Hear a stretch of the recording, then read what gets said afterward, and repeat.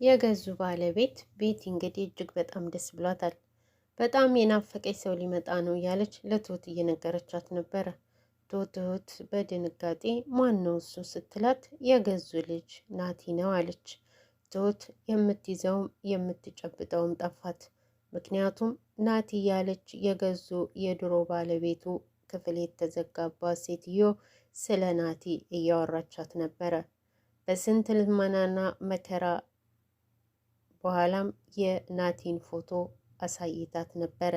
ግን ፎቶውን አሳየኝ ስትላት ለማንም የማትናገሪ ከሆነ የልጄን የናቲን ፎቶ አሳይሻለሁኝ ብላ አሳየቻት። አሁንም አቶ ገዙ እንግዲህ ናቲ ደውሎ እንደሚፈልጋቸውና መገናኘት እንዳለበት ሲጠይቃቸው አይ እኔ አልችልም ቢዚ ነኝ ሲል እንግዳውስ ሰሞኑን እኔ ራሴ እመጣለሁኝ ሲላቸው አቶ ገዙም አሉ ገንዘብ እንደማትጠይቀኝ ተስፋ አደርጋለሁ ነበረ መልሱ። መቼ ጠይቄህ ነው ገንዘብ እንዳትጠይቀኝ የምትለው አለና ዘጋባቸው። ወደ ቤት በፍጥነት ከመጡ በኋላ አቶ ገዙ እጅግ ተደናግረዋል። ትሁትም ምን ነው በጊዜ አለች። አይ ትንሽ የሆነች ጉዳይ ገጥሞኝ ነው የመጣሁት። ቤት ያለች አሉ። ቤቲ አዎ ስትል ትሁት ቤቲን ካስጠሩ በኋላ እንግዲህ ንብረቱን በእሷ ስም እንደሚያዞሩት ነገራቸው። ከዛ በፊት የሆነ ነገር እንኳ ቢፈጠር ንብረቱን በእኔ ስም አዙርልኝ፣ ለምንድነው ፊርማ የምንፈራረመው ብላ አቅርባ ነበረ። ፊርማው ጥሩ ነው፣ መፈራረማችን ደግሞ ግድ ነው ብሎ ነበረ አቶ ገዙ። አቶ ገዙ እንግዲህ ቤቲም እንዳለችው የሆነ ነገር እንኳ ቢፈጠር ንብረቱ የመዳን እድል አለው። ስለዚህ ፊርማው ይቅርብን ብትልም አሻፈረኝ ብለው ነበረ። ልጆች ብንወልድ ብዙ ነገር ያስፈልገንና ግዴታ በእኔ መዞር አለበት። አንተ የሆነ ነገር እንኳ ቢፈጠር ወይም ሴትዮ የመዳን እድል ቢኖራት አለች። ይህንን አልቀበል ብሎ ነበረ። አሁን ግን ናቲ የሚባለው ልጃቸው ሊመጣ ስለሆነ ወደ ቤቲ ሊያዞር መታወቂያሽን አስተካክሊ ብሎ ተናገረና ወጥቶ ሄደ። ቤቲም በዚህ ደስታ ነው እንግዲህ ለትሁት ሂዳ ሸባው እኮ ንብረቱን ወደ እኔ ሊያዞርልኝ ነው ብላ ስትል የሴትየቱን ንብረት ልትወርሸው ነው እያለች ብቻዋን ማውራት ጀመረች። ምን ሆነሽ ነው አለቻት። ግን ትሁት ግራ ገብቷታል። አሁን ትሁት ያለችበት ሁኔታ እጅግ በጣም የሚያሳዝን ነው። ምክንያቱም የሴትየቱን ስቃይ እያየች ነው። በዚህ ላይ ደግሞ ባልና ሚስት ሲመክሩ እየሰማች ነው።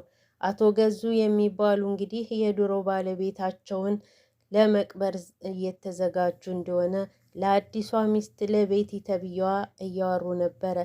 ሰዎች ሙታለች ብለው አምነዋልና ይችን ሴትዮ መቅበር አለብን አለ።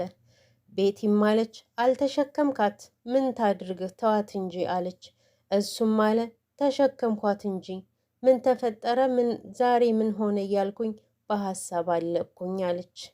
እዛው ተቀበረችበት የተባለ ቦታ ወስጄ ቀብራታለሁኝ አለ። ወደ ውስጥም ገብቶ ምን ባደርግሽ ነው የሚሻልሽ እያለ ሲናገራት ነበረ።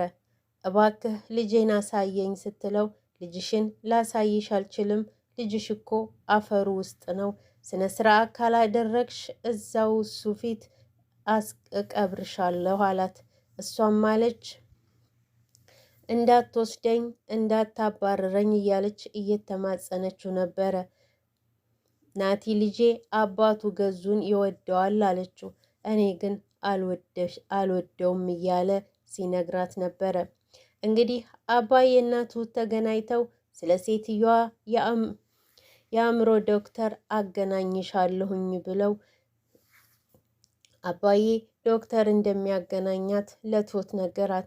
ትሁትም አለች እንዳዎችን ብቻ አባዬ ውለታ ዋልልኝና ጅን ሴትዮ ካለችበት ነገር ላውጣት እያለች አባባን ተማጸነች። አባባም አሉ አብሽሪ አንቺ ብቻ ጠንካራ ሁኝ እንጂ ሁሉም ነገር ይስተካከላል፣ ራስሽን ጠብቂ አላት።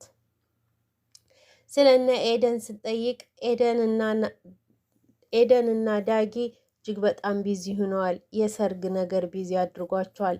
ሰርጉ መቼም እንደምትገኝ ተስፋ አደርጋለሁኛል አባዬ እንጂ እንዴ በጣም እንጂ ብቻ የነሱ ሰርግ ጊዜ ቲና የነሱ ሰርግ ጊዜ ቲና ዝም ብላ ስለማትቀመጥ እባክህ አባዬ ራስህን ጠብቅ አለች። ችግር የለውም አገኛታለሁኝ አለ። ሰላም በልልኝ ስትል ቲናን አለ እየሳቀ አባዬ። እረ አይደለም እነ ኤዱን ሰላም በልልኝ፣ ስለ ካሌብም ሳልጠይቅህ እሱ ችግር የለውም። ዋናው ነገር አሁን ያንቺ ነው። ስለዚህ ራስሽን እየጠበቅሽ ሁሉን ነገር የምታደርጊውን ነገር በጥንቃቄ አድርጊ ብሎ ተለያዩ።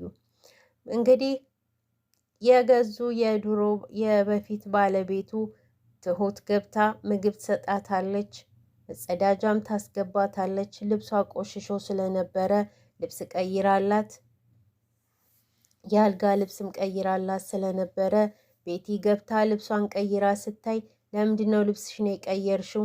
ለምንድን ነውስ ይሄን ያደረግሽው? እኔ ቀይሪ ሳልልሽ መቀየር ጀመርሽ ወይ ብላ ስትጮባት፣ ምንም ብትታጠቢ አትጸጅም፣ ምንም ደግሞ አዲስ ብትለብሺ አታምሪም እያለች አእምሮዋን በከለዋለች እና አሁንም ያንኑ አማርኛ ደገመችው። ምንም ብትለብሺ አያምርብሽም፣ ምንም ብትታጠቢ አትጸጅም። ስለዚህ እኔ የምልሽን ማታደርጊ ከሆነ አውጥቼ ለጅብ ነው የምሰጥሽ አለቻት። እሷም አለች ሁለተኛ እንደዚህ አላደርግም አለች። ትሁት ስትገባ ልብሴን የቀየርሽልኝ አውጥተው እንዲጥሉኝ ነው ወይ አለቻት። እንዴ ምን ለማለት ነው ብላ ስትላት ለምን ቀየርሽ ብለው ተቆጡኝ። ስለዚህ ልብሴን አንቺ ደግሞ የቀየርሽልኝ እንዲቆጡኝ ነው አለቻት። እኔ እንደዚህ አይደለም አብሽሪ ማንም አይጥልሽም ስትላት፣ አውጥተው ከጣሉሽም እኔ ቤት ወስጄ አስቀምጥሻለሁ ስትላት፣ እዛ ማን ይጠብቀኛል እዚህስ ማን ይጠብቀኛል ስትላት፣ እዚህ ያበሉኛል ያጠጡኛል አለች። እንዴት አድርገው ቢመርዙሽ ነው እያለች ትሁት እጅግ አዘነች። ትሁት እንግዲህ እዛም እናባዬ ጋ ሆና ብዙ መከራ አሳልፋለች በቲና። እዚህም ደግሞ መታ እንግዲህ የባሰ ውስጥ ነው የገባችው። ትሁት እጅግ በጣም ተጨናንቃና የምታደርገው ግራ ገብቷት ዝም ብላ አልተቀመጠችም። በእርግጥ ሁሉን ነገር እየተከታተለች በወጡ ሰዓት ለሴትየዋ የምትበላውም ሆነ የምትጠጣው እየወሰደችላት ትሪት እያደረገቻት ነው። ትሁት የመጨረሻ ውሳኔዋ እንግዲህ ምንድን ይሆን አናቅም።